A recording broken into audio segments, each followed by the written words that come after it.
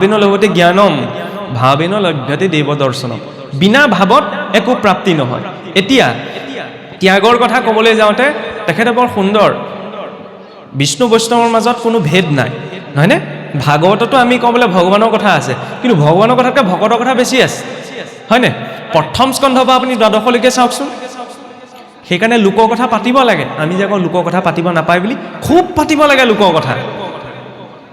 ন, মই চিৰিয়াছলি কৈছোঁ। ভাগৱততো লোকৰ কথা আছে, খালি লোক বুলি তাত ভকতসকলৰ কথা আছে, ভাল কথাখিনি আছে। আনৰ কথা নপতাকৈ কোন চলিব পাৰিব বাৰু? আপুনিয়ে কওকচোন, নহয়নে?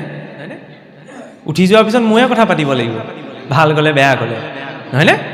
চব পাতিব লাগে, খালি ভালখিনি পাতিলে পাপ আৰু পুণ্য সৃষ্টিও নহয়, নষ্টও নহয়, ৰূপান্তৰ হয়। শক্তি সৃষ্টিও নহয়, নষ্টও নহয়, ইজন সিজনৰ পৰা ৰূপান্তৰ হয় ন। পাপ পুণ্যও তেনেকুৱা, আনৰ ভালখিনি পাতিলে ভালৰ প্ৰভাৱটো আহে। সেইকাৰণে ভাগৱতত যিমান পাৰি আনৰ কথা আছে। ভক্ত পৰীক্ষিতৰ কথা আছে, শুকদেৱৰ কথা আছে, সুতমুনিৰ কথা আছে, দ্ৰৌপদীৰ কথা আছে, কুন্তীৰ কথা আছে, অম্বৰীষৰ কথা আছে, প্ৰহ্লাদৰ কথা আছে, নিগৰজাৰ কথা আছে। আঙুলি মত শেষ, আঙুলি পাপ শেষ হৈ থাকিবগৈ। ইমান বিভিন্নজনৰ কথা আছে, কিন্তু কিয় আছে? সেই সকলোৰে ভক্তিৰ কেনেদৰে আচৰণ কৰিছিল সেইখিনি আলোচনা কৰা হৈছে। তাক পাতোতে পাতোতে কি হয়? তাৰ প্ৰভাৱটো জীৱনলৈ আহে। বেমাৰ নোহোৱা মানুহজনেও যেতিয়া মোৰ বেমাৰ হৈছে মানুহে আকৌ এইটোও ভয় কৰে। কোনোবাই যদি সুধে বোলে ভালে আছেনে? ভালে আছোঁ বুলি কৈ দিলে কিজানি হিংসা বাঢ়িব, সেইকাৰণে ভালে থাকিলেও কি বুলি ক'ব? বুজিছেনে, ভাল নহয়, আমুক তামুক, এনেকৈও কয়। এইটো বেয়া মেণ্টেলিটি। প্ৰকৃতিলৈ যিটো মেছেজ পঠালোঁ ন, সেইটো মেছেজেই ৰিটাৰ্ণ হ'ব। মন বুলি ক'লে নিজৰ ভিতৰতো এটা আছে, এটা ব্ৰহ্মাণ্ডীয় মনো আছে। সুস্থ সবল মানুহজনৰ দিনটোত কৈছে মোৰ বেমাৰ হৈছে, দুদিন কৈ চাওকচোন, 3 নম্বৰ দিনা বেমাৰত পৰি যাব। যিটো কৈ আছোঁ ন, সৃষ্টিখনক সেইটোকে ৰিপ্লাই দিয়ে। সেইটোৱে অৱচেতন মনৰ শক্তি। সেইকাৰণে সদায় আৰু দুখতো পজিটিভকৈ ক'ব লাগে। ভাগৱতটো তাৰ আল্টিমেট লেভেলত আছে। পৰীক্ষিতে মৰিবলৈ অভিশাপ পালে, আমি হয়হেঁতেন কি বুলি ক'লোহেঁতেন? থকা যদিহে তেতিয়াই জীৱ গ'লহেঁতেন, 7 দিনলৈ নাথাকিলেহেঁতেন, হয়নে? পৰীক্ষিতে কি ক'লে? গৃহ অন্ধকূপত কৰিলোঁ মই পাপ, বোলে কৃষ্ণৰহে প্ৰসাদত পাইলোঁ ঋষি হ'ব। এয়া প্ৰসাদ এতিয়া মই ল'ম, নহয়নে? কৃষ্ণই যেতিয়া মৰিবলৈ প্ৰসাদ দিব, সেয়া প্ৰসাদ ল'ম নে নলওঁ? নলওঁ ন। দৃষ্টিটো সেইকাৰণে কিয়? মৃত্যুটো চবেই মৰিব লাগিব, আৰু স্বয়ং ব্ৰহ্মাই শৰীৰ এৰিব লাগিব। মৃত্যুৰ আগজাননীয়ে জীৱনটোক ভয়লৈ ঠেলি নপঠায়। মৃত্যুৰ আগজাননীয়ে জীৱনটোক বহুত মিনিংফুল বনাই দিয়ে, বহুত মিনিংফুল। আৰু মই যেতিয়া গম পাম মোৰ এষাৰ কথা শেষ কথাও হ'ব পাৰে ন। ঈশ্বৰে নকৰিলেই হৈ যায়, কথা কওঁতে যাতে নমৰো, হয়নে? মৰিবও পাৰোঁতো, গেৰেণ্টি নাই নহয়। গেৰেণ্টি কিন্তু লোৱাত মানুহ একদম পক্কা। মোবাইলটোত আকৌ এবছৰ, 6 মাহ, এমাহৰ কাৰণে ৰিচাৰ্জ ভৰাওঁ, কিন্তু গেৰেণ্টিটো মই এইটোও ল'ব নোৱাৰোঁ যে এমাহৰলৈকে মই জীয়াই থাকিম নে নাথাকিম। ৰিচাৰ্জটোতো ভৰাইছোঁ ন, ঘৰ দুৱাৰ চব গোটাই লৈছোঁ। এই জড় বস্তুকেইটাতে যেতিয়া ইমান বিশ্বাস, তেওঁৰ প্ৰতিও বিশ্বাসটো লাগে ন। বোলে ভগৱানক আমি দেখা নাই নহয়, দেখাটো নিজৰ পিতৃ মাতৃকো নাই। কোনে দেখিছে? জন্ম হোৱাৰ পিছত বুদ্ধিটো লৈ অহা নাই নহয়।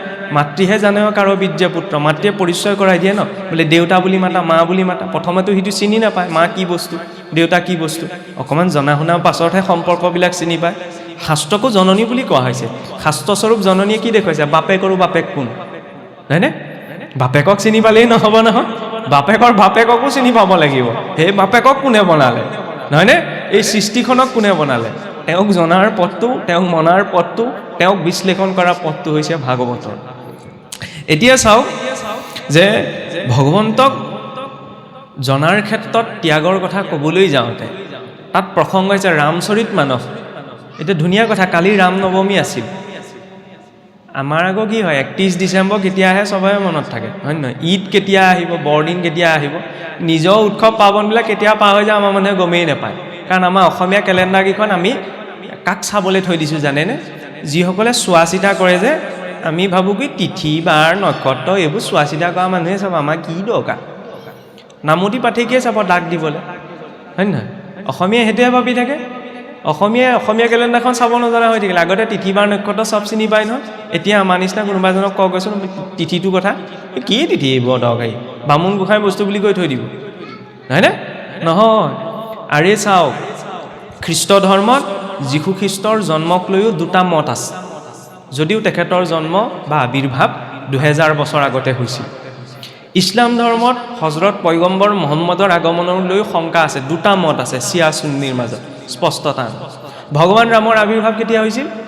আজিৰ পৰা ৮,০০০ বছৰ আগতে ৮,০০০ বছৰ আগতে যিজনৰ আৱিৰ্ভাৱ হৈছিল ন তেওঁৰ একজেক্ট ডেটলৈকে এইটো সংস্কৃতিত কনজাৰ্ভ কৰা আছে তেতিয়াহ'লে আপুনি কেনেকৈ ক'ব পাৰিব কেৱল এই ভাগৱতৰ পৰম্পৰা সিদিনা আৰম্ভ বুলি আৰে ভাগৱত ধৰ্ম প্ৰথম কোনে গ্ৰহণ কৰিছিল জানেনে এইবিলাক কথা আমাৰ হিষ্ট্ৰীত নপঢ়ালে বৰ বেয়া কাম কৰিলে আমি ভাবোঁ কি ভাগৱত ধৰ্ম ইতিহাসত আটাইতকৈ যিটো পুৰণা প্ৰমাণ পোৱা যায় প্ৰথম ভাগৱত ধৰ্ম গ্ৰহণ কৰা ব্যক্তিজন আধুনিক ইতিহাসত তেখেত কোনোবা হিন্দু মানুহ আছিল বুলি ভাবে নি নহয় আজিৰ পৰা প্ৰায় খ্ৰীষ্টপূৰ্ব যীশুখ্ৰীষ্ট জন্ম হোৱাৰ বহু বছৰ আগতে খ্ৰীষ্টপূৰ্ব 113ত শুংগ বংশৰ ৰজা বাগভট্টৰ দিনত গ্ৰীচৰ ৰজা এণ্টিয়ালকিডছৰ এম্বেচেডৰ মানে আমি যে অন্য দেশলৈ ৰাষ্ট্ৰদূত পঠাই হেলিঅ'ডৰাছ নামৰ এজন ব্যক্তি ভাৰতলৈ আহিছিল তেওঁ বৰ্তমান অন্ধ্ৰপ্ৰদেশ কি মধ্যপ্ৰদেশ মই পাহৰি গৈছোঁ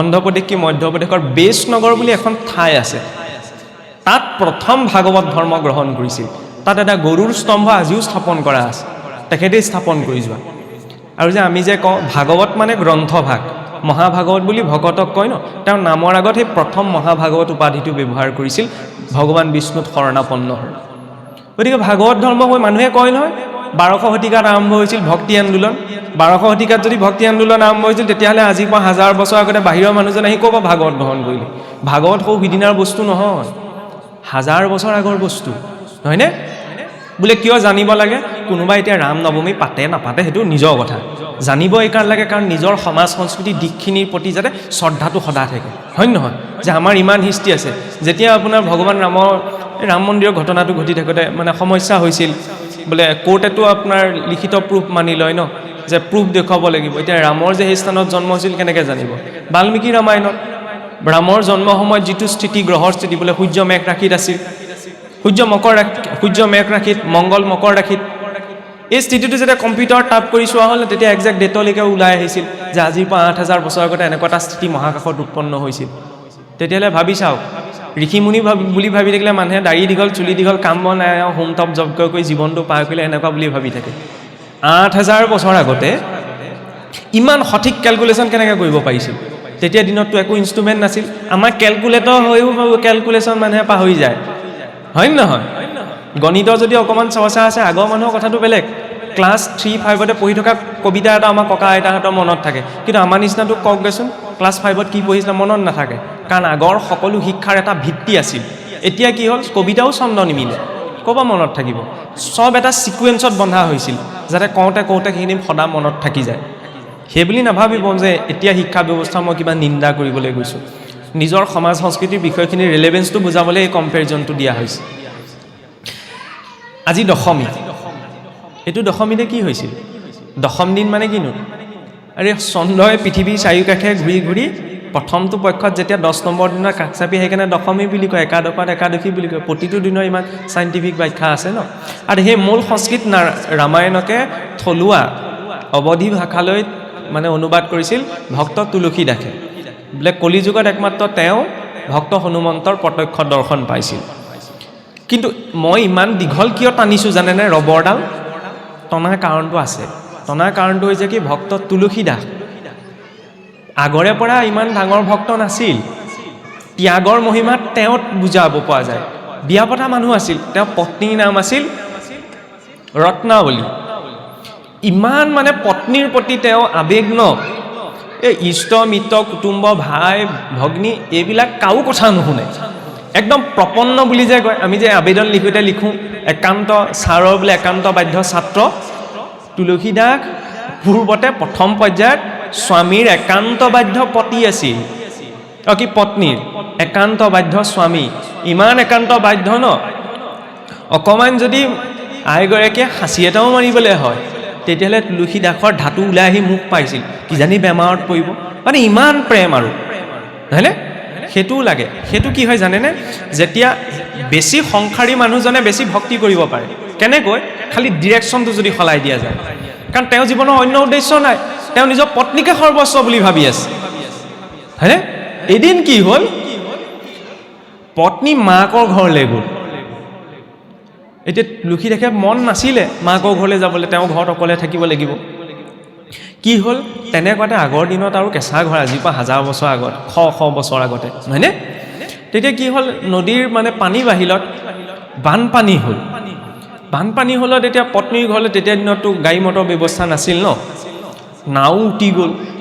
নাও উটি গ'লত মানে মৰাহ এটা উঠি আহিছিল আন্ধাৰে মুধাৰে মানে সেই তুলসী দাসে ভাবিলে মৰাহটোকে মানে পানীত উঠি অহা কাঠ বুলি ভাবি সেইটোকে গবা মাৰি ধৰিলে নৈ ধাৰৰ লগত উঠি গৈ শহুৱেকৰ ঘৰ ওলালেগৈ পাৰৰ পৰা উঠি পত্নী শুবলৈ লৈছে আৰু তেনেকৈ দৰ্জাটো বন্ধ কৰি দিলে পুৰা ঢেৰেকণি মাৰি আছে কোনেও কাৰো মাত ক'তো নুশুনে কি কৰিব এতিয়া যেনে তেনে খিৰিকীখন খুলি পেলাই খিৰিকীখনত লবি মাতিলেগৈ তেতিয়া পত্নী শুৱাৰ পৰা যেতিয়া নিজৰ স্বামীক সেইটোৰ ওপৰত দেখিলে পত্নী ধাতু যাওঁ বুলিব আপুনি এইটো অৱস্থাত কেনেকৈ ওলালেহি বুলিব আজি ইমান দিনে তুমি ঘৰলৈ উভতি যোৱা নাই মই কেনেকৈ থাকোঁ উঠি ভাই যেনে তেনে গছৰ কাঠডালতে ধৰি মই ইয়াৰ পাইছোঁ দৰ্জাখন খোলা মই সোমাওঁ তেতিয়া পত্নীয়ে এটা কথা কৈছিলে এটা কথাতেই সেই তুলসীদাস পৰিৱৰ্তন হৈ গ'ল কি কৈছিলে জানেনে কথাটো একেবাৰে সহজ খালি সেইটো কথা আমাৰ নিবিন্ধে আমাৰ মানে ছালখন গড়ৰ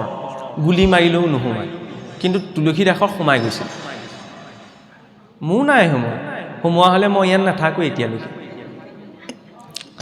কি ক'লে যে আপুনি মোৰ কাৰণে মৰাশটোত ধৰি চুচৰি বাগৰি আহি খিৰিকীত ওলমিছেহি আৰু ইমানকণ ভাল যদি আপুনি ঈশ্বৰক পালেহেঁতেন তেতিয়া আজিলৈকে আপুনি ঈশ্বৰকেই পাই গ'লহেঁতেন এই শৰীৰটোৰ কাৰণে আপুনি ইমান প্ৰীতি কৰিছে কাইলৈ মই যেতিয়া বৃদ্ধ হৈ যাম কাইলৈ আপুনিও যেতিয়া বৃদ্ধ হ'ব তেতিয়া আপোনাক পানী গিলাচ দিবলৈ মই যাবনে মোক পানী গিলাচ দিবলৈ আপুনি নাথাকিব ইমানকণ ভাল যদি ঈশ্বৰক পালেহেঁতেন আজিলৈকে ঈশ্বৰকেই পাই গ'লহেঁতেন আৰু ঈশ্বৰেতো সামান্য এচলু জল তুলসী পাত এটাত বিকি হৈ যায় হয় নহয় মানুহ আকৌ বিকি হ'বলৈ যাওঁতে বোলে মাটি বাৰী আছেনে নাই ককাই ভাই কেনেকুৱা চৰকাৰী চাকৰি আছেনে নাই হয় নহয় তাৰপিছতহে শুৱনি মিলে তাৰপাছত লাগিলে নিমিলেগেই থাকক হয়নে এইখিনি মিলিব লাগিব মানুহৰ অংক সেইটো ঈশ্বৰেতো তাকো বিচৰা নাই তেতিয়া তুলসীদাসৰ ইমান বেয়া লাগিলে ন খুবকৈ ইমান কান্দিছে তাৰপৰা বিষয়বোৰ সকলো ত্যাগ কৰি দিলে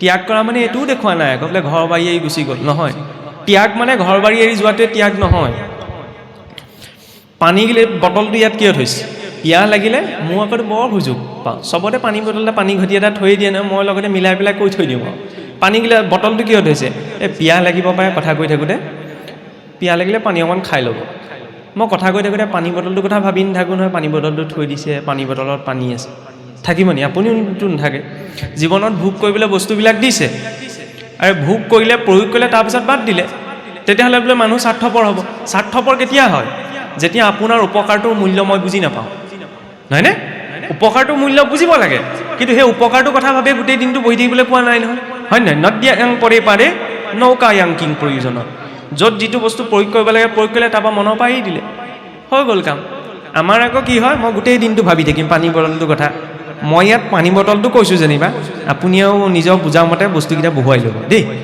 গোটেই দিনটো গোটেই জীৱনটো ভাবি থাকোঁ হয়নে ভাবিব লাগে চিন্তা কৰিব লাগে কিন্তু চিতায়াছ বিন্দু মাত্ৰৰ বিশিষ্টতে চিতা দহতি জীৱনম চিতা দহতি নিৰ্জীৱ চিন্তা দহতি জীৱনম চিতা আৰু চিন্তাৰ মাজত বিন্দু মাত্ৰ পাৰ্থক্য চিতাই জীৱনটোক জ্বলায় সজীৱটোক নহয়নে আৰু চিন্তাই গোটেই জীৱনটোক জ্বলায় সেই চিন্তাৰ দিশটো অকণ ঈশ্বৰমুখীও কৰিব লাগে তেতিয়া চিন্তাই ভাবি নলভ্যতে দেৱ দৰ্শনম যে দেৱৰো দৰ্শন কৰাব পাৰে যদি সেই উত্তম ভাৱটো মনলৈ গুচি আহে নহয়নে তাক কৰিবলৈ যাওঁতে তেওঁ তাত কৈ আছিলে বৰ ধুনীয়া এই দৰৱ কেইটামানৰ নাম কৈছিলে আমাৰ যেনেকৈ এল'পেথি দৰৱ আছে হোমিঅ'পেথি নহয়নে আয়ুৰ্বেদিক জীৱনটোও তেনেকুৱা মানুহবিলাকো সেই তিনিওটা পৰ্যায়তে থাকে কিছুমান এল'পেথি নিচিনা হয় নহয় কিছুমান হোমিঅ'পেথি নিচিনা কিছুমান আয়ুৰ্বেদিক ভগৱানৰ প্ৰতি ভাৱটো আকৌ এনেকুৱা এল'পেথিত কি হয় ইনজেকশ্যনটো দিয়াৰ লগে লগে বিষটো ভাল হৈ যাব নহয়নে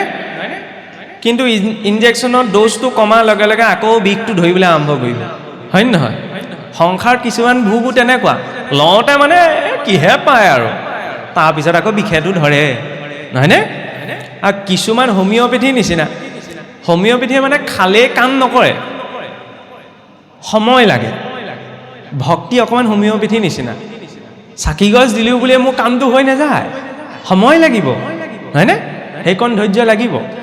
আৰু আয়ুৰ্বেদিক কি হয়, আয়ুৰ্বেদিক দৰৱটো খালে কাম কৰে নকৰে নাজানো, কিন্তু ছাইড ইফেক্টটো নিদিয়ে। ছাইড ইফেক্টটো এলোপেথিটো আছে, হয় নহয়? আৰু আপোনাৰ হোমিঅ'পেথিও ছাইড ইফেক্ট আছে, কিন্তু আয়ুৰ্বেদিক ঔষধৰ ছাইড ইফেক্ট নাই। খালে বেমাৰ ভাল হয় নহয় পিছ কথা, কিন্তু তোৰ শৰীৰত বেয়া প্ৰভাৱ নেপেলায়, হয়নে? সৎসংগ তেনেকুৱা।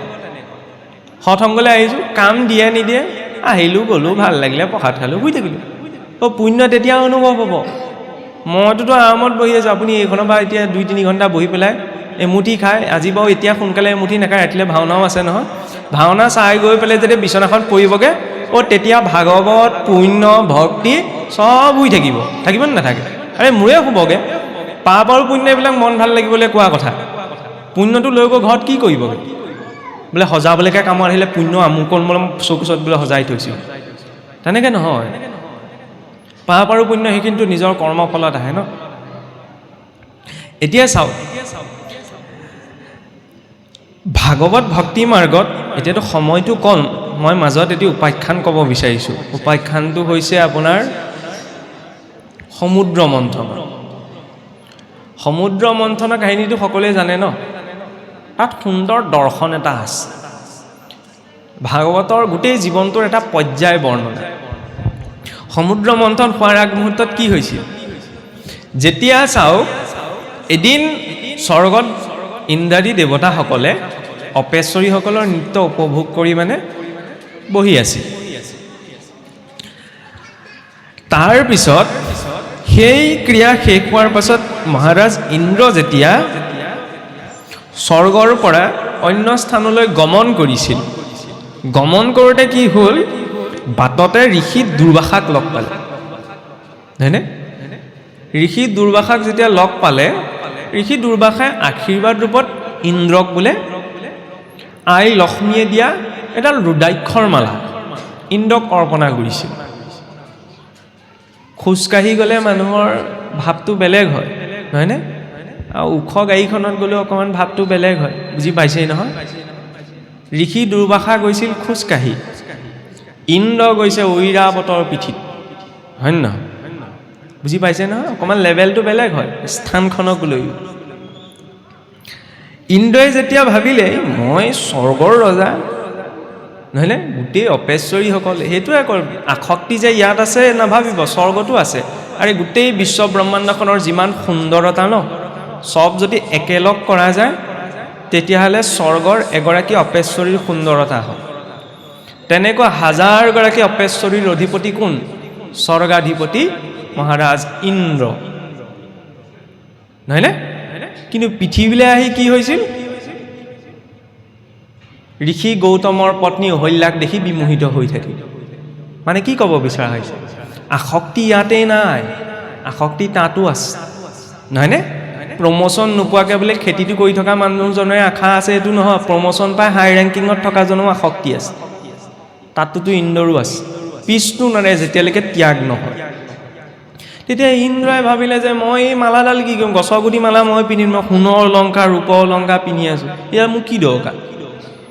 ল'লে আৰু দিছেতো নলওঁ বুলি ক'ব নোৱাৰে ন। ঐৰাৱতক দি দিলে।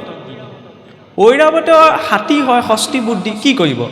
মালাডাল সোঁডালে ঘূৰাই পেলাই লাহেকৈ পেলাই গচকি দিলে। তেতিয়া ঋষি দুৰ্বাসাক খং উঠিলে, নহয়নে? সেইবাবে চাওক, বস্তুটো লাগিলে সৰুৱেই হওক, জীৱনত একো কামেই নাহক, কিন্তু যেতিয়া শ্ৰেষ্ঠজনে গুৰুজনে কিবা এটা দিয়ে ন, তাক গ্ৰহণকৰ্তাজনে বহুত ভাৱেৰে গ্ৰহণ কৰিব লাগে, নহয়নে? মই মাজতে আৰু এটা কাহিনী কৈছোঁ দেই, ব্যক্তিগত জীৱনৰ অভিজ্ঞতা পৰা ইয়াতে সংযোগহে কৰিছোঁ। আমাৰ কি ভাদ মাহততো সকলো ৰাইজে ধৰি লওক গাঁৱে গাঁৱেতো বিভিন্ন নাম পাঠৰ অনুষ্ঠান হয় ন, সত্ৰ এইবিলাকলৈও মানুহ যায় নহয়। আমাৰ অসমত এই কলিয়াপানী সত্ৰত ঘটনা এটা ঘটিল। মানে কি হৈছিল, যোৱা বছৰ আমাৰ পুহিচৰ কেদাৰনাথলৈ গৈছিল। মাজতে আনিছোঁ আৰু টানি, মানে এজনৰ ভাৱটো বুজাবলৈ।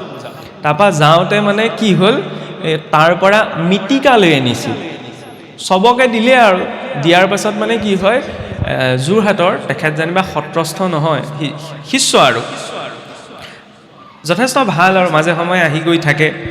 আহি থকাৰ পিছত প্ৰভুক সেৱা কৰিলে সেৱা কৰোঁতে মানে প্ৰভুক ক'লে বোলে প্ৰভু নিৰ্মালী বুলি মিটিকা অকণমানকে দিয়ক মানুহ ঢেৰ আছিলে প্ৰভু মানে সেই ফুট ল'বলৈ আইনাখন লৈ কিবা কাৰণত মানে আইনাখনৰ হেৰিডাল ভাগি থাকিলে সেইদিনা আকৌ কি কৰিলে আইনাখনত মানে পিলাৰটোত ৰৈ থাকক বুলি এই শিলগুটি এটা মানে কোনোবা এজনে গৈ থৈ দিলেগৈ থ'লেও থ'লে ভগা শিলগুটি থ'লেগৈ প্ৰভুৱে খপত মিটিকা টুকুৰা ঠাইত শিলগুটিটোকে দি দিলে তাৰপৰা তেওঁ কৈছে আৰু বোলে ৰ'ব দেই পটককৈ শিলগুটিটোকে গুচি গ'ল ওচৰতে মিটিকাখিনি থৈ আছিলে মিটিকা টুকুৰা দিলে সিমানখিনি একেবাৰে সৰু কথা কিয় টানি অনা হৈছে যিজনক দিলে তেওঁ মই হোৱাহেঁতেন কি ক'লে শিলগুটি পৰিলে লাহেকৈ ছাইড কৰি পেলাই থৈ দিলোঁহেঁতেন তেওঁ ক'লে বোলে গুৰু হাতৰ পৰা আপুনি মোৰ গুৰু হয় গুৰু হাতৰ পৰা শিলগুটিটো যদি আহিছে তেতিয়াহ'লে এইটো ঈশ্বৰৰ কৃপা সাধাৰণ মানুহজনে হাঁহিব বোলে শিলগুটিটো দিলে আৰু ভুলতে দিলে সেইটো ইমান কি ভাবিব লগা আছে নহয় ভাৱটো গুৰুৰ হাতৰ পৰা পৰিলে ন এই শিলগুটিনো উখাই ঘৰ আসনত তুলি থৈ দিলে এতিয়াও আছে মই নাম ক'ব বিচৰা নাই তেতিয়া কথাখিনি বেলেগ হৈ যাব পিছত মানে ঘটনাটো কেতিয়া গম পালে আমি হাঁহিছোঁ চবে শিলগুটি দিন ধৰিছে কিন্তু তেওঁৰ যিটো সৰলতা হয়নে ইয়াত এইটো মই দেখিছোঁ শুনিছোঁ কাৰণে ঘটনাটো এনেকৈ কৈছোঁ সেইকাৰণে গুৰুজনেই হওক শ্ৰেষ্ঠজনেই হওক কোনোবা এজনে যেতিয়া কাৰোবাক কিবা এটা দিয়ে ন লাগিলে মোৰ একোৱেই কামত নাহক বস্তুটো মূল্যটো বুজিব লাগে আৰু মূল্যটো যদি বুজা নাযায় ন ইন্দ্ৰও সহিব লগা হয় আৰু যেতিয়া এজন ঋষিয়ে দিয়া উপহাৰটো মূল্যটো নুবুজিলে ইন্দ্ৰক ক'লে তুমি স্বৰ্গৰ অভিমানী হৈ পেলাই মই দিয়া নিৰ্মালী ৰূপত এই মালাডালৰ মূল্য নুবুজিলা তোমাক অভিশাপ দিছোঁ তুমি অহংকাৰৰ কাৰণে শ্ৰীহীন হ'ব লাগিব তোমাৰ সমগ্ৰ দেৱতা মণ্ডলী শ্ৰীহীন হ'ব লাগিব হয়নে আৰু সেই ঋষিৰ বাক্য অনুসাৰে স্বৰ্গত শ্ৰীহীনতা স্বৰ্গ লক্ষ্মী স্বৰ্গক বৰ্জন কৰিলে বৰ্জন কৰাৰ পিছততো এতিয়া ডাঙৰ ঘটনা ঘটিল যে অসুৰসকলৰ বল বৃদ্ধি হ'ল অসুৰেও স্বৰ্গ আক্ৰমণ কৰিবলৈ যুঁজা লাগিলে তেনেকুৱাতে উপায় বিচাৰি স্বৰ্গৰ দেৱতাসকল ব্ৰহ্মাদেৱৰ ওচৰলৈ ব্ৰহ্মাদেৱে ক'লে বোলে এতিয়া মই উপায়টো কেনেকৈ দিম তোমালোকে নিজেই ভুলটো কৰিলা মই নোৱাৰোঁ মহাদেৱৰ ওচৰলৈ যোৱা নহয়নে তাতো ৰেংকিং আমি ইয়াতহে একদম চিধাই যোৱাৰ কথা পাতোঁ উচ্চ লোকত ঋষিসকলেও এটা ষ্টেপ ৱাইজহে যায় আমাৰ কিছুসকলে চিধাই জখলাটো বনাই আকৌ একদম ডাইৰেক্ট আৰে ডাইৰেক্ট নহয় MLA জনৰ ওচৰলৈ যাওঁতেও ডাইৰেক্ট যাব নোৱাৰে জগতৰ ঈশ্বৰ হয় নহয় এটা পৰ্যায় সাপেক্ষে যাব পাৰি এতিয়া ইয়াৰ পাছত কি হ'ল মহাদেৱৰ ওচৰত যেতিয়া গ'লগৈ তেতিয়া মহাদেৱে ক'লে বোলে উপায়টো বোলে প্ৰভুহে দিব পাৰিব কাৰণ মহাদেৱ আকৌ বৈষ্ণৱসকলৰ ভিতৰত প্ৰধান হয় বৈষ্ণৱানাম যথাসম্ভৱ নহয়নে সেইকাৰণে মহাদেৱৰ নামত পাৰিলে ভাংকণ খাব নোৱাৰিলে ভাল আমাৰ সমাজত প্ৰচলন হৈ থাকে যে তেওঁ বৈষ্ণৱ হয় নহয়নে শিৱ বিষ্ণুৰ মাজত কোনো ভেদ নাই ইয়াৰ পিছত মহাদেৱে ক'লে বোলে আমি নাৰায়ণৰ ওচৰলৈ যাওঁ কাৰণ সকলো আৰাধনাৰ ভিতৰত শ্ৰেষ্ঠ আৰাধনা কাৰ আৰাধনা নাম সৰ্বেশাম বিষ্ণু আৰাধনাম পৰম কোনে কৈছে স্বয়ং মহাদেৱে কৈছে যেতিয়া নাৰায়ণৰ ওচৰত গৈ উপস্থিত হ'লগৈ ন তেতিয়া নাৰায়ণে প্ৰস্তাৱ ৰাখিলে ক্ষীৰ সমুদ্ৰ মন্থন কৰাৰ যে তোমালোকে আৰু অসুৰ আৰু দেৱতাসকলে লগ লাগি পেলাই ক্ষীৰ সাগৰ মন্থন কৰা বাসুকীক জৰি কৰা মন্দৰ পৰ্বতটোক মথনৰ মাৰি কৰা তাৰ পৰাই সাগৰ মঠিলে অমৃত উৎপন্ন হ'ব আৰু সেই অমৃতক পান কৰিলে তোমালোকে পূৰ্বৰ শ্ৰী ঘূৰাই পাবা প্ৰস্তাৱটো ক্ৰমে আহিলে এতিয়া অসুৰে দেৱতা এনেই ইটো সিটোক দেখিব নোৱাৰে একেলগে সাগৰ মঠিব কিন্তু যেতিয়া প্ৰস্তাৱটো গম পালে যে সাগৰ মঠিব সাগৰ মঠিলে কি ওলাব অমৃত ওলাব তেতিয়াহ'লে মানে এইটো ঘুমি গ'ল হয় নহয় মানুহে যেতিয়া বহুত ডাঙৰ লাভ এটা পায় ন তেতিয়াহ'লে চৰ খাই হ'লেও আনিব শুনিবলৈ টান হ'ব পাৰে হয় নহয় 10,000 টকা দিলেই গোটেই দিনটো চৰকাৰ জয় জ্ঞান চলি থাকে নহয় হয় নহয় নেখাই নবাই ঢেচ খাই পৰিও যায় আপত্তি জনোৱা নাই দেই সেইটো নাভাবিব মই কিবা আপত্তি জনাইছোঁ ভাল কথা আৰে পইচা পাইছে সেইকাৰণে গৈছে হয় নহয় 10,000 টকা পাওঁতেই যেতিয়া চৰকাৰৰ জয় জ্ঞান হ'ব পাৰে গোটেই দিনটো নোখোৱা নোবোৱাকৈ থাকিব পাৰে তেতিয়াহ'লে ঈশ্বৰে জীৱনৰ প্ৰতিটো উশাহ নিশাহ দি আছে নহয় জীৱনটো দিছে নহয় পৰিয়ালটো দিছে নহয় সমাজখন দিছে নহয় তেওঁ নামটো কওঁতে আগত জয় গান নহয় কেলে তেওঁ নামটো ওলোৱা সময়ত আকৌ লাজ লাগে বিৰম্বনা সেইখিনিতে পুৱা গধূলা ডাঙৰকৈ ঈশ্বৰৰ নামটো ল'বলৈ লাজ লাগে লাজ নহয় কৃপণ মস্ত কৃপণ তেনেকুৱা কৃপণ আজিলৈকে পৃথিৱীত হোৱা নাই অসুৰবিলাকো ইমান কৃপণ নাছিল যদিও ইমান অত্যাচাৰ অহংকাৰ কৰিলে নিজৰ ইষ্টদেৱৰ উপাসনা কাহানিও এৰি নিদিলে আমাৰ আকৌ পুৱা গধূলা প্ৰাৰ্থনাটো কৰিবলৈও লাজ লাগে কেতিয়াবা প্ৰাৰ্থনা কৰিবলৈ আকৌ জানিবও লাগিব সেইটোও ডাঙৰ কথা হয় নহয় গীতা ভাগৱত এইভাগ আমি চিনি পাওঁ সমাজত আমাৰ ভকতসকলে চলাই আছে কাৰণ হয় নহয় এনে সাধাৰণ মানুহ এজনক সোধকগৈচোন ভক্তি ৰত্নাকৰ দেখিছা ভক্তি ৰত্নাৱলী ভাগৱত পাতোতে আমাৰ ভকতসকলে ক'ব লাগে আমুকৰ ঘৰত চাগে ৰত্নাৱলী ভাগ আছে লৈ আনগে যা সকামে নিকামে নপঢ়ে যে চলি থাকে কাৰণে গীতা ভাগৱত ঘোষা কীৰ্তন এইভাগ চব মানুহে চিনি পায় আমাৰ অসমীয়া হয়নে ৰত্নাৱলী ৰত্নাকৰ ভক্তি প্ৰেমাৱলী এইবিলাক বৰকে চিনি নাপায় নপঢ়ে পঢ়া নাযায় সকাম নিকামকেইটাহে এইভাগ জীয়াই ৰাখিছে হয়নে কিন্তু যাত্ৰাটো সেইখিনিৰ পৰা আৰম্ভণি হ'ব লাগে মুছলিমজনে চৰকাৰে আৰু মাদ্ৰাছা বন্ধ কৰিলেও কোৰাণ পঢ়াবই হয়নে আমাৰ আকৌ চব খোলা আছে তথাপি নপঢ়ে ইয়াত কথাটো কোৱা নাই ঘৰখনত মহাপুৰুষে বহুত কষ্ট কৰি লিখি থৈ গৈছিল ন তেতিয়া গছৰ বাকলি এৰুৱাই এৰুৱাই সাঁচি পাতত গছৰ গুটি চেপি চেপি সাঁচি পাত প্ৰস্তুত কৰি ইমান ডাঙৰ ডাঙৰ গ্ৰন্থ লিখিলে হয়নে আমাৰ এতিয়া বগা কাগজখিলা দেখিলেও ধৈৰ্য নাই পঢ়িবলৈ ধৈৰ্য নাই হয় নহয় সময় নাই কষ্ট কৰি থৈ গৈছে ন ইমানখিনি কষ্ট কৰি লিখা পঢ়া কৰিবলৈ আমাৰ 80% মানে পঢ়া শুনা বাদ দি দিলেহেঁতেন কোনে সাঁচি পাতত লিখি পেলাই পঢ়িবলৈ শুনিবলৈ যাব তাৰ মাজতো দুই এজন ওলাব পাৰে সেইটো মই ক'বলৈ যোৱা নাই ত্যাগৰ মূল্যটো বুজিব লাগে হয়নে এতিয়া এনেই এটা কথা কওকচোন ভাগৱত ভাগ অসমীয়ালৈ কোনে অনুবাদ কৰিলে বাৰু আমাৰ যে ভাগৱত ভাগ এই ভাগৱত ভাগ যে পাঠ যে কৰি আছে অসমীয়ালৈ অনুবাদ কোনে কৰিছিলে বাৰু মহাপুৰুষ শংকৰদেৱ হয়নে ভাবেনে নাভাবে কি ভাবে কোনে লিখিছিলে বাৰু অসমীয়ালৈ ককাসকলে কিবা ক'ব নি অসমীয়ালৈ ভাগৱত ভাগ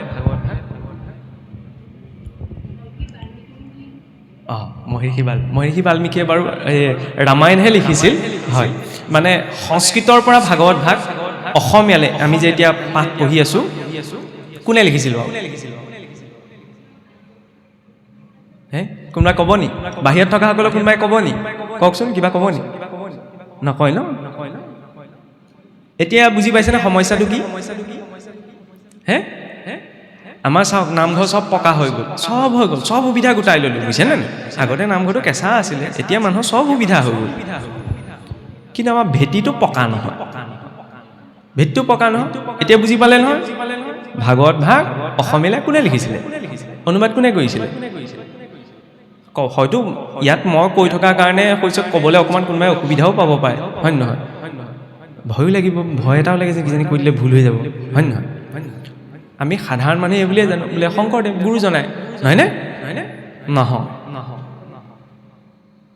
মহাপুৰুষৰ সম্পূৰ্ণ ভাগৱত ভাগ অসমীয়ালৈ অনুবাদ কৰা মহাপুৰুষ শংকৰদেৱ গুৰুজনাই প্ৰথম স্কন্ধ দ্বিতীয় স্কন্ধ দশমৰ আদি অংশ একাদশ দ্বাদশ বাকীকেইটা স্কন্ধ কোনে সেইকেইজন মহাপুৰুষকে চিনি নাপাওঁ নামটোকে নাজানো তাৰপৰা মই ভাবিছোঁ ভাগৱত ধৰ্ম পালন কৰি মই বিল্ডিং বনাম হ'বনে আৰে নিজৰ মহাপুৰুষ কেইজনকে যদি আমি চিনি নাপাওঁ তৃতীয় স্কন্ধ গোপাল চৰণ দ্বিজ মহাপুৰুষ দামোদৰদেৱৰ শিষ্য হয়নে চতুৰ্থ স্কন্ধ শ্ৰী বিষ্ণু ভাৰতী পঞ্চম স্কন্ধ অনিৰুদ্ধদেৱ নহয়নে নৱমত কেশৱ চৰণ কায়স্থ এটাও আহে মধ্য দশম শেষ দশম অনন্ত কন্দলী আৰু তেওঁলোকে দি থৈ গ'ল কাৰণে এই ভাগৱত পালোঁ কিন্তু বিড়ম্বনা এইখিনিতে যে তেওঁলোকৰ নামকেইটাও আমাৰ চৰ্চালে নাহে এইটো কথা বেলেগ দেই এইটো নাভাবিব মই ইয়াত ভুল আঙুলিয়াইছোঁ বুলি কাৰণ ময়ো কৈ ফুৰোঁ কাৰণে সেইকেইটা কথা জানি থৈছোঁ যদি কৈ নুফুৰিলোহেঁতেন ময়ো সেইকেইটা কথাত গুৰুত্ব নিদিওঁ খোলা কথা আচল কথা জনা নজনাটো নহয় চবেই ইমানখিনি নপঢ়েগৈ বা চৰ্চা কৰা নহয় ন সেইটো ময়ো স্বীকাৰ কৰিছোঁ কিন্তু যাক লৈ আমি গোটেই ধৰ্ম চলাই আছোঁ হয় নহয় তাত অন্ততঃ কোন কি আছে সেইকেইটা কথা আমাৰ ফকাচলৈ আহিব লাগে নহয়নে যেনেকৈ এতিয়া মই নিমন্ত্ৰিত হ'লোঁ মোৰ সন্মান ধুনীয়াকৈ কৰিব ন কিন্তু আমাৰ সমাজত উপেক্ষিত কোন হৈ যায় সেই নামঘৰীয়াজন যিজনে ৰাতিপুৱা সোনকালে আহি পেলাই নামসভাক মচি কাচি ভকত পাবহিয়ে বুলি সেইজন উপেক্ষিত হয় যিজনে পটাপট গাটো ধুই আহি শৰাইৰ কাৰণে আপোনাৰ ফল কেইটা গুচাইছে যাৱতীয় বস্তুকেইটা সেইজনৰ কথা ক'লে আমি কেনেকৈ মাতোঁ দেউৰী দেউৰী এইফালে আহা তেনেকৈ নহয় মই নিজেই যাব লাগিব নহয়নে ইয়াৰ ক্ষেত্ৰতো তেনেকুৱা